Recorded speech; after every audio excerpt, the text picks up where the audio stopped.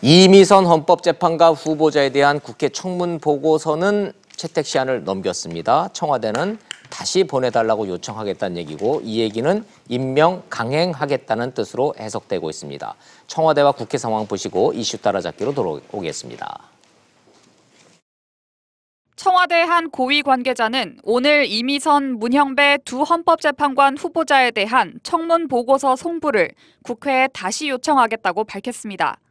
헌재 공백을 최소화하는 게 중요하다고 말해 송부 기간을 사나흘 정도로 짧게 제시할 가능성이 커 보입니다. 이미선 후보자 임명을 두고 여야의 대치는 더 가팔라지고 있습니다. 이미선 후보자 부부에 대해 자유한국당은 검찰 고발장을, 바른미래당은 금융위에 조사 요청서를 냈습니다. 주식 거래 과정에 내부 정보를 이용했는지 밝히란 겁니다. 공격의 초점은 조국 민정수석에 맞췄습니다. 청와대 인사라인 전체를 물갈이 해주기를 바랍니다. 무능과 무책임의 상징이 되어버린 조국 수석을 반드시 경질해야 합니다. 민주당은 정권 흔들기가 목적인 정치 공세라고 일축했습니다. 여당 법사위원들도 불법성이 드러나지 않았는데도 근거 없는 의혹 제기로 여론을 호도하지 말라고 주장했습니다. 한국당은 있지도 않은 의혹을 만들어내고 허위 사실을 유포하고 있습니다. 무책임한 정치 공세와 정권 흠집 내기를 당장 그만둬야 합니다. 청문 보고서 재송부 요청은 사실상 이 후보자를 임명하겠다는 수순으로 읽히기 때문에 보수 야권 반발은 더 거세질 전망입니다.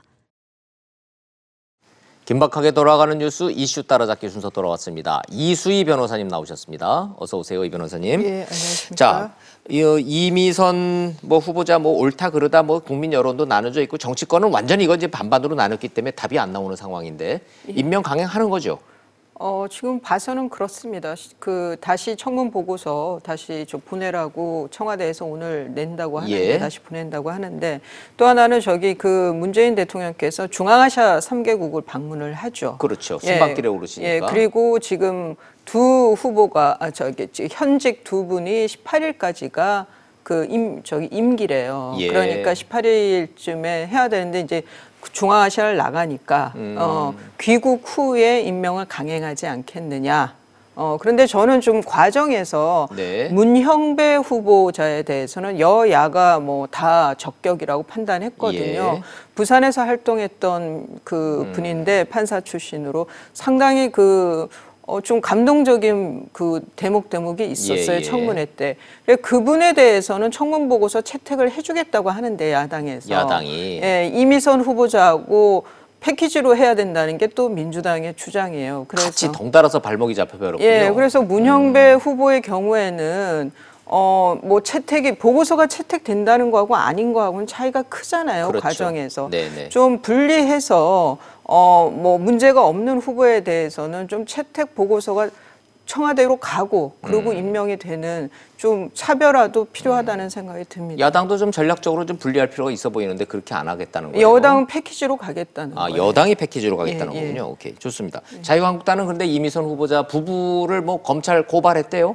예, 어제 그러니까 바른미래당에서는 네. 금융위에 진정을 냈고 바른미래당은 금융당국에다가 오신환 의원이 수사 의뢰를 한 거고 예, 그리고 한국당의 경우는 검찰에다가 했고. 자본시장법, 공무상 비밀 누설 등의 혐의로 고발장을 제출을 했습니다. 민주당의 입장도 이제 강경해졌죠. 이건 정치 공세다. 이렇게 그냥 딱 선을 그어버렸어요. 예, 민주당 이해찬 대표도 큰 과책이 없다 그러면서 정치 공세를 그만둬라가 지금 지도부의 입장인데 지금 어제 리얼미터가 CBS하고 같이 여론조사를 했죠. 네. 거기에 대해서 부적격하다라고 생각하는 국민 여론이 54.6%입니다. 예, 그리고 적격이 28.8%. 이 정도 되면 청와대가 귀를 닫으면 안 된다는 생각이 듭니다. 이렇게 거의 두 배잖아요. 예, 근데 이런 점은 있어요. 부적격 의견이 54.6%인 거는 이건 사실관계는 맞는데 조사 시점을 보면은 남편인 오충진 변호사가 적극 나서가지고 맞짱 토론하자라고 나는 불법 없다하고 이거는 이거고 나는 돈 번 게 없다하고 적극 해명하기 전에 했던 여론조사이기 때문에 남편의 해명이 반영이 되면은 저 여론조사 결과 어떻게 될 것 같아요? 근데 오충진 변호사 남편의 예. 그 해명의 내용도 사실 그렇게 긍정적인 반응이 나온 게 아니죠. 내가 35억짜리 강남 아파트를 갖고 있었으면 지금 이런 비난을 받겠느냐. 아하, 오히려 그런 좀 이렇게 선을 넘는 발언도 있었기 때문에. 뭐 판사 때 거는 내가 점심시간에 했다. 유감스러워. 그거는 송구하다. 예. 그런 내용인데 글쎄요. 이제 뭐 증거를 내밀면서 한 해명은 아니고 예. 글이었고 단순히 그리고 남편이 후보자가 아닌 남편이 너무 나선다는 거에 대한 부정적인 반응도 있었기 때문에 그러니까 뭐 54%까지는 아니더라도 네. 예, 부적격 의견이 더 많지 않을까 싶은데요. 예. 남편이 나서서 모든 걸 해명하고 그러는 바람에 이미선 후보자보다는 남편 오충진 변호사가 더 주목을 받고 있는데 오충진 변호사는 이 문제를 제기한 한국당의 주광덕 의원한테 맞짱 토론하자 그러고 예. 주광덕 의원은 조국 수석하고 맞짱 토론하자 하고 예. 이게 막 이렇게 엇갈려요 화살표들이.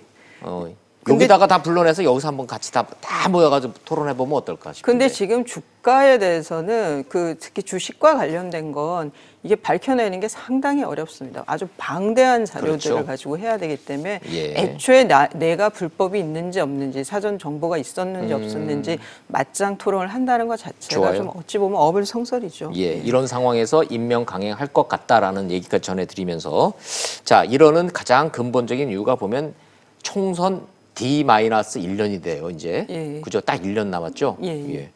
자, 이제 이래 되면 제일 관심 있는 게 민주당에서 조국 수석 차출설이 가라앉지 않고 있는데 만약에 조국 수석이 총선에 본인은 안 나온다 그래도 예. 당을 위해서 희생하라고 해서 만약에 끌려 나온다면 예. 어디예요? 부산이죠. PK. 아, 부산이죠? 그러니까 지금 이제 그 이해찬 대표가 막 집권 20년, 50년 뭐 얘기 계속 하셨는데 거기에 교두보는 우선 부산 경남을 잡지 않으면 안 된다는 근데 거거든요. 부산도 지역구가 여러 군데 있잖아요. 굳이 예. 따지자면 조국 수석은 어디에 나오고? 지금 이제 해운대 갑 얘기가 나오는데 해운대 갑이면 현재는 하태경 의원. 하태경 의원 지역이죠. 야, 그거 예. 볼만하겠네. 예, 하태경 조국 그 게임이면. 거기에 대해서 또 이현주 의원이 그러니까 예, 자유한국당은 현재 거기가 원웨이인 거죠. 그러네요, 현역 의원이 그러네. 없죠. 예. 그러니까 이현주 의원이 이제 그 모 라디오 방송에서 그 해운대 갑에 조국 수석이 많이 출마한다 그러면 예. 대적할 생각이 있느냐 해서 기꺼이 하겠다라고 나랑 했는데 붙자. 그럼 이현주 의원도 나랑 붙자고 그러고 하태경 의원도 오케이 나오라면 나오라는 거고. 예. 그런데 그렇게 만약 바른미래당이 어떻게 될지 모르겠어요. 예. 하태경 의원의 거취가 만약 진짜 바른미래당에 그냥 있으면서 나온다고 하면은 구도상으로는 조국 수석에게 훨씬 유리한 거죠. 만약 뭐 이현주 의원이 정말 예. 거기서 출마한다라고 하면은 예. 그래서 구도상으로는 그런데 그거는 이제 1, 2번으로 싸울지 예, 1번, 예. 2번, 3번으로 저 대진표가 나올지 그거는 더 봐야 되겠습니다. 이게 총선이 이제 1년밖에 안 남으니까 당에서 준비를 하면서 청와대 인사들이 어디로 가느냐가 이게 관심이 많기 때문에 제가 자꾸 여쭤보게 예, 되는데 뭐 이현주 의원이야 뭐 본인 처음에는 뭐 부산 영도 나온다 그랬던 분이니까 논외로 치더라도 그럼 조국 수석이 만약에 나온다면 해운대 그 뭐 그렇다는 얘기고요.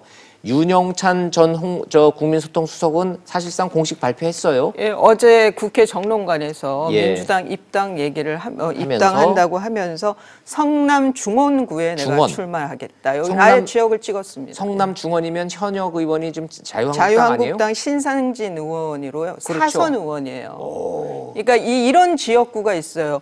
유명하지는 않은데 네. 선수가 차곡차곡 쌓여져 쌓이는 있는데. 그런 지역이 있어요. 그러니까 정통적으로 자유한국당에게 유리하기도 하고 뭐 신상진 의원이 지역 관리도 잘 했는데 지금 이제 그 윤영찬 전 수석의 경우에 이제 내가 입당을 하면서 여기 성남 중원을 찍은 이유가 여기가 한 번도 민주당 후보가 된 적이 없다. 예, 그리고 예. 위치가 좋은데도 뭐 발전이 잘 안 됐다. 다른 예. 구에 뭐 옆에 분당구라든가 뭐 이런 데 비교하면 뭐 그러면서 이제 출사표를 던졌는데요. 여기는 이제 그러니까 늘 원에만 있었던 거거든요. 민주당 예. 입장에서는 공천을 뭐 경쟁을 할 때 윤영찬 수석은 워낙 얼굴이 많이 드러났잖아요. 저기 그 옛날 홍보수석이죠. 지금 국민소통수석이라고 하는데 예. 그러다 보니까 인지도는 상당히 높죠. 많이 유리할 것 같습니다. 예. 예. 동아일보 기자 출신이고 네이버 부사장 했고 예. 청와대 저 문재인 캠프에 들어갔다가 청와대 국민소통수석 옛날 같으면 홍보수석 했고 예. TV에 많이 알려져 있고 그러니까 당내 경선에서 아마 달려드는 사람 없지 않을까요? 근데 지금 현역은 지금 원외 예. 지역위원장은 있는데 예. 뭐 그거는 이제 당내 정치는 그러네요. 윤영찬 전 수석의 몫이죠. 이거는. 좋아요. 그러면 그 이른바 청와대 5인방 있잖아요. 예. 자, 임종석 비서실장 뭐 다 아는 사람이니까 어디 나온대요? 원래 아직도 성동구였죠. 본인이 국회의원을 할 때. 한양대학교가 예. 기반으로 돼 있으니까. 그런데 거기가 이렇게 성동구가 분구가 되면서 그렇죠. 예. 가불로. 가불로 그러면서 본인이 있던 성동을이 서울 중구하고 합구가 돼버렸어요. 그러니까 아하, 선거구가. 예, 현역은 지상욱이고. 예, 그래서 처음에 이제 중구에서 나온다 설이 많았었는데 네. 뭐 최근에 나오고 나서는 종로설도 있고요. 그리고 이제 그 김성태 한국당 김성태 의원이 있는 그 강서 얘기도 나오고 했어요. 그래서 임종석 그 전 실장의 경우에는 뭐 어디다라기보다 상당히 이제 리베로 같은 것 같아요. 그러네요. 예. 워낙 인지도가 높다 보니까 좀 당 입장에서는 여기 꽂아도 되고 저기 꽂아도 되는 그런 후보가 되지 않았나 하는 생각도 들고요. 어디다 가도 임종석은 된다 뭐 이런 자신감도 있겠죠. 근데 좀 묘한 거는 지난 2016년에 예. 은평에 그 출마를 했다. 출마가 아니죠. 저 당내 경선에 떨어졌죠. 예. 그때는 자기 지역구인 성동을 버리고 은평으로 그냥 피해가는 듯한 인상 때문에 오히려 더 모양새가 안 좋기도 했었고 시기도 워낙 안 좋았었고. 예. 근데 뭐 이번엔 또 봐야 되겠습니다. 예, 이번에는 좀 봐야죠. 자, 그러면 그 황교안 전 총리도 사실상 이제 대권 주자니까 이제 종로 얘기 나올 거고. 출마를 해야죠. 예, 만약에 그렇게 된다면 임종석 카드를 종로에다가 내리꼽는다 그러면은 현재 종로 지역구는 정세균 의장이 예, 근데 정세균 의장이 그 국회의장을 했음에도 불구하고 또 출마하고 싶어 한다는 설도 있고 아닌다는 것도 있고. 예, 그거는 뭐 만난 분들마다 약간 대답이 다르시더라고요. 근데 종로 총선은 시청자들이 딱 보시기에도 정세균, 임종석, 이낙연, 황교안 이러니까 전부 다 대선 주자들이에요. 그러니까 정치 1번지라고 하고 저게 예. 워낙 뭐 노무현 전 대통령, 이명박 전 대통령 다 종로 출신이죠. 네네. 예. 그래서 이제 종로가 상징하는 게 굉장히 큽니다. 그렇죠. 예.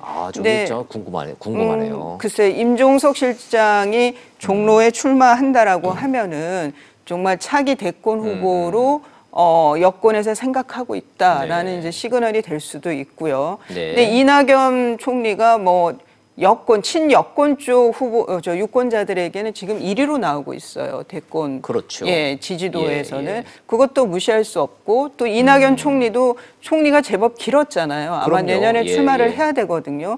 그럴 때 워낙 뭐 호남 쪽이었지만 저는 서울 중심 종로도 가능하다고 보고 다만 이제 아마 한국당이나 그 민주당이나 상대방 후보가 누가 나오느냐에 따라서 아마 좀 그걸 의식한 공천이 될 것 같습니다. 저런 거 보면은 절에서들 청와대를 들어가려고들 그러는 거예요. 청와대 출신들이 총선 때 돼서 공천받을 이 시점이 딱 되면은 현저하게 유리한 거 맞는 것 같아요. 이번에도 청와대 출신들 이른바 문재인의 남자들로 있었던 수석 출신들, 비서관 출신들 대거 출마하잖아요.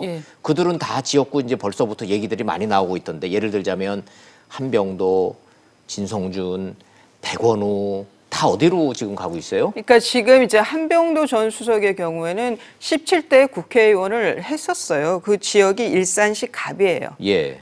익산. 익산이에요. 전북 익산. 전북 익산. 조배석 의원한테 아마 쳤죠 그때? 예. 그런데 지금 이제 그런 게 있는 거예요. 지금 이제 한번 그렇게 중앙에서 중앙 정치에 뛰었으면 뭐 청와대를 정치라고 할 건 아닌데 그럼 수도권으로 옮기고 싶어하는 마음들이 들거든요. 그런 것도 좀 차이는 있을 것 같고요. 그다음에 뭐 송인배 그 전 정무비서관은 예. 뭐 유명하죠. 원래 양산이었었고 예. 양산에서 그 계속 뭐 잘 안 됐어요. 이번에는 또 어떨지 모르겠습니다. 송인배 비서관 같은 경우에는 노무현의 남자로 시작해서 경남 양산에만 지금 4번째 출사표 던지는 거 아니에요? 예, 그리고 거기가 저기 그 문재인 대통령의 지금 그 자택이 있는 곳이죠. 그럼요. 정치적 고향이죠. 예, 그런데 지금 자유한국당 윤영석 전 그렇죠. 대변인이 거기에 또 재선 의원이에요. 그렇죠. 예, 예. 어, 거기가 만만치 않을 민주당이, 겁니다. 민주당이 예. 이기가 쉽지가 않은 예, 데였는데 예, 지금은 이제 어떨지 모르죠. 그러니까 예를 들어서 백원우 전 비서관 같은 경우도 이제 문재인의 남자로 자리매김을 확실하게 했는데 예. 원래 그 뭐 지역구 바꿀 수 있는 상황이 하잖아요. 시흥이면. 예, 18대 때 시흥갑이었는데 시흥시 정도면은 뭐 계속 고집하는 게 낫죠. 그런데 19대, 20대 계속 저 보수당에 졌죠. 예, 근데 이제 좀 지금 분위기가 그 반사이익이 어디까지 갈지 예. 한국당이 뭐 여러 가지로 아마 각 후보자들 모두 여러 생각이 들 겁니다. 진성준 전 비서관의 경우에는 뭐 박원순 그 서울시장과도 좀 많이 일을 했었죠. 근데 이제 강서을 김성태 한국당 의원 네네. 원래 또 강서구하고 아마 인연이 있을 거예요. 예. 진성준 그 비서관은. 그다음에 권혁긴 전 춘추관장은 용산 얘기가 나오는데 진영 의원이 지금 장관으로 갔기 때문에 비었죠. 저기는 맞아요. 공석이라. 예, 무주공산이죠. 예, 무주공산인데 이 용산이 또 이 독특한 선거구 또 특색이 있습니다. 여기가 충남 향후회가 굉장히 센데. 좋아요. 예. 저기. 아 이게 좀 뭐 하면 밤새도록 해도 이게 300명 저 지역구들 한 바퀴 돌면은 예. 뭐 그냥 관심도만 놓고 보면 밤새서 해야 되는데 너무 이러니까 차차 이제 우리가 윤곽 나오는 대로 좀 전해드리도록 근데 하죠. 저렇게 친문 색채가 강해진다는 게 전체 공천판에서는 어떻게 비칠지가 우선은 또 그렇겠죠. 중요해요. 예, 예. 박근혜 정부 때는 뭐 친박 색채가 더 강해진 거와 같은 뭐 그런 이제 관성이 있으니까. 자, 제일 궁금한 거는 저 자유한국당이나 저 민주당보다도 중간지대에 있는 바른미래당 손학규 대표 체제가 이게 얼마나 될 건가가 제일 이제 궁금한데 연판장 계속 돌고 있습니까? 지금 이제 하태경 뭐 최고위원이 그렇게 하겠다고 하는데 네. 뭐 당원 당규에 의하면은 뭐 그 저기 대표 당원들의 뭐 몇 퍼센트 그 저 요구가 있으면 임시 전대를 해야 된다 뭐 이런 이제 당원 당규를 들고 나오면서 압박을 가하는데요. 어제 손학규 대표의 경우에는 추석 때까지 추석? 이게 예. 추석이 언제나 봤더니 9월 13일이더라고요. 그러네요. 한 6개월 정도예요. 그때까지 당 지지율이 10%가 안 되면 내가 사퇴하겠다 예요. 근데 현재 지금 바른미래당의 지지율이 9%에서 왔다 갔다 해요. 아하. 10%를 넘지는 못하고. 예. 그런데 이제 갈수록 아마 각 당의 그 거대 양당에 몰릴 거거든요. 네. 저 얘기는 글쎄요. 나는 9월쯤에 그만두겠다는 말하고 같은 말이 아닌가 싶기도 하고. 그러게요. 손학규 대표의 거취보다는 사실은 더 국민들의 관심사는 이미 독일에서 다 건너와가지고 일본까지 와 있다라고 마음은 와 있다고 하는 안철수 재등판 언제가 될 거냐 이게 더 관심인 것 같은데. 근데 최근에 이제 뭐 하프 마라톤 뛰고 이렇게 매달 저기 보여주면서 환하게 웃는 사진이 이제 뉴스에 언론에 탔죠. 근데 지금 그러면 손학규 대표는 왜 그럼 6월 동안 6개월의 시간을 벌려고 했을까? 그러게요. 왜 9월을 시한으로 했을까? 그게 이제 안철수 전 대표와 그럼 교감이 있는 건지. 예. 그거는 뭐 그거 궁금하네. 예, 그게 예. 지금 궁금하죠. 지금 맞아요. 상황이고. 예. 그런데 사실상 대주주는 안철수 전 대표니까. 예, 그런데 또 손학규 대표가 손을 도와달라고 손을 내민 거는 또 정병국 의원이에요. 그러네요. 바른당 출신의 정병국 의원. 근데 또 혁신위원장 자리를 또 제안을 네, 했어요. 네. 지금 바른미래당이 혁신 정도 가지고 그러게요. 활로를 찾을 수 있을까? 그것도 또 의문이고요. 예. 계속 하여튼 바른미래당 미래에 대해서 얘기를 하게 되네요. 좀 예. 지켜보겠습니다. 예. 자, 잘 들었습니다. 고맙습니다.